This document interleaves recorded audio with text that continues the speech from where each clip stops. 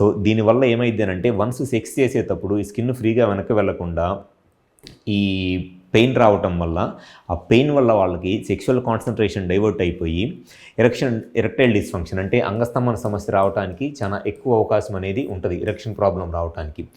అలానే కొన్నిసార్లు ఫోర్స్ఫుల్గా సెక్స్ చేసేటప్పుడు ఈ ఫ్రెండ్లం దగ్గర కట్ అయిపోయింది ఫ్రెండ్లమ్. సో ఈ ఫ్రెండ్లం కట్ అయిపోవటం వల్ల అక్కడి నుంచి విపరీతమైన బ్లీడింగ్ వస్తుంది. బ్లీడింగ్ వచ్చి ఆ బ్లీడింగ్ వల్ల తర్వాత ఈ పార్ట్ హీల్ అవటం అనేది కొంత థిక్గా హీల్ అయ్యి నెక్స్ట్ టైం సెక్షువల్గా కలిసినప్పుడు మళ్ళీ టేర్ అయ్యిద్ది. అట్లా ఒక్కసారి కనుక సెక్స్ చేసేటప్పుడు ఈ ఫ్రెండ్లమ్ కనుక టైట్గా ఉండి ఒకసారి ఫ్రెండ్లమ్ దగ్గర నుంచి కనుక బ్లీడింగ్ రావటం స్టార్ట్ అయితే ఇంకా వాళ్ళు రిపీటెడ్గా సెక్స్లో కలిసిన ప్రతిసారి కూడా ఈ ఫ్రెండ్లమ్ దగ్గర బ్లీడింగ్ రావడానికి కట్ అయిపోయి చాలా ఎక్కువ అవకాశం ఉంటుంది.